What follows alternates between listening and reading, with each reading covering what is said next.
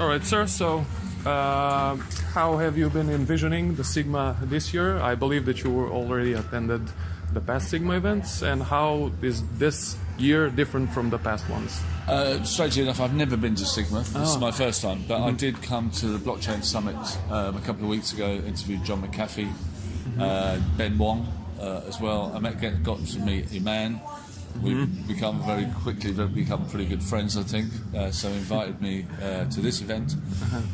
So I can't really compare it with other SiGMA events or igaming events. But from what I've seen so far, it's extremely well organised, extremely popular. Lots of people here, and there've been some excellent discussions. I've been lucky enough to be part of, moderating a couple of those discussions. But no, I think it's a great bellwether or a great signpost for the industry. Thanks. So a lot of people are actually speaking and speculating that the next big thing in the blockchain industry are perhaps STO. So how do you envision the next big thing, or in which direction the blockchain might move, or how do you see it? It's a very good question. The blockchain, there's been a lot of hype about it. I write for the BBC sometimes, and one of my colleagues there wrote a piece recently about, blockchain, don't believe the hype, to which I agree to a certain extent. I mean, blockchain was always going to initially disrupt finance because of Bitcoin, blah, blah, blah. And you're seeing it slowly branch out into other areas. But I think I've got a kind of example of when 3G technology was launched in the UK, the hype around 3G, and they've even built 3G, So a lot of things with new technologies, there are great high expectations, very much implanted in the air, and then everyone has to scramble up to try and reach those expectations. I think like any other technology, it always comes, but you have to be a little bit realistic about timescales. I don't think it happens as quick as people will think, and there may be some weird black swans that come along, and it might not be just finance. Shipping is a good example. I think that's a great example of how it can completely transform the way that we trade, especially in these strange days. STOs, again, I think when it comes to regulation, I think the bear market has put regulation off, I think, a little bit. People aren't concerned about it too much. But, the difference between, an ICO and an IPO or an STO, I think they're pretty much the same thing. It just depends where the money lands. I would totally agree with you, actually, on that one. So, the next question is actually revolving around the blockchain and the iGaming industry itself. So, how do you envision the mixture of those two, and if those two are united, what are the outcomes of such a relationship? There are potentially some very dangerous outcomes, I think. In my younger days, I was William Hill's youngest ever betting shop manager when I was 21. I managed the William Hill betting shop in the White City Estate in Shepherd's Bush in London. So I've seen what gambling can do to people. And the one thing, I love betting on the horses, but I would never go onto a digital platform and gamble. I think I learned from those days that you only know what you're doing when the money comes out of your pocket. When you see that £20 note or that €20 note disappear from your pocket. If you've got a machine to do it, I think there are very many interesting ways that it could work. We have to be really careful. There was some data last week. There's something like 50,000 UK teenagers are addicted to gambling. I've told my son, who's 15, if he ever downloads a gambling app or a so-called gaming app, then don't talk to me. It's all over. And I think, hopefully he won't do what most teenagers do and do exactly the opposite. But I think you have to be very careful about it. But I think there are potentially some really awesome things.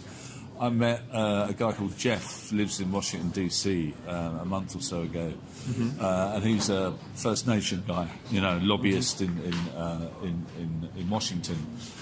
So they're called Turtle Island, First Nation being of the fact that the world was built on the back of a turtle. So they're bringing blockchain into the casinos.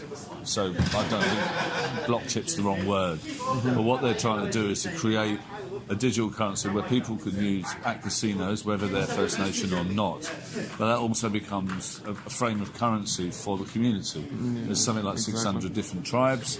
They're all fighting, some are not fighting. But using that type of coin, and you can call it a gaming coin, I suppose, but just to bring people together. I think the reputation of gaming and gambling is that it drives people apart, because stupid men do stupid things with stupid money. So I'm wary about what could happen, but hopefully there will be some good news that results. I understand. So my last question is actually for something that I'm a huge fan of, which is the esports itself. I've been following esports events and games and all of that for quite a while now. And this is the first time when I'm seeing kind of an opportunity between the two. I saw, for example, skin betting, which yesterday was the huge kind of a topic spoken of here. Like 50 or 60 billion dollars per year has been people are spending on betting skins from the games itself.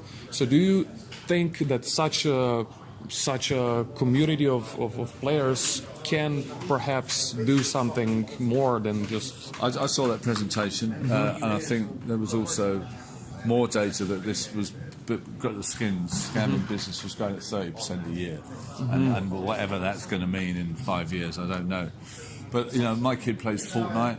I was very early to mobile games. The company that I worked for, probably just before the launch of the iPhone, we were offered Angry Birds for $251,000, and we turned it down. Oh, so yeah, I'm the fifth Beatle, the guy that left the Beatles. But at the same time, we were a publisher, so there was a lot of stuff about mobile gambling. And there were lots of challenges at that time when it came to porting across phones, operators not marketing the product. I mean, it's another one of those technologies, as I said earlier, that promised a lot and has now kind of now critical mass. I mean, what do you think? Well, personally, I think that when I go to a specific websites that do a lot of gambling, and I saw like a volume of skins going through every day, it's kind of a critical. I mean, it's not been paying attention. People are not paying attention to it. Absolutely. No, I have a very good friend of mine who used to work with me in those days for an operator, a guy called Darren Newman. A great man. He lent me some socks when I went to Buckingham Palace about a month ago, so I'll never forget him. But I always look to him when it comes to esports, and he's an absolute, like you, he's an absolute advocate of it. If you've got gamers that are used to using digital currency, you've got gamers that are used to esports, and I mean, it's an obvious fit. Yeah, I mean, it's absolutely an obvious fit, and I don't think it's going to be an obvious fit. I think it already is one. Yeah, you know, exactly. It's a massive business, massive. That's a huge bulk of potential laying there. Somebody to seize it.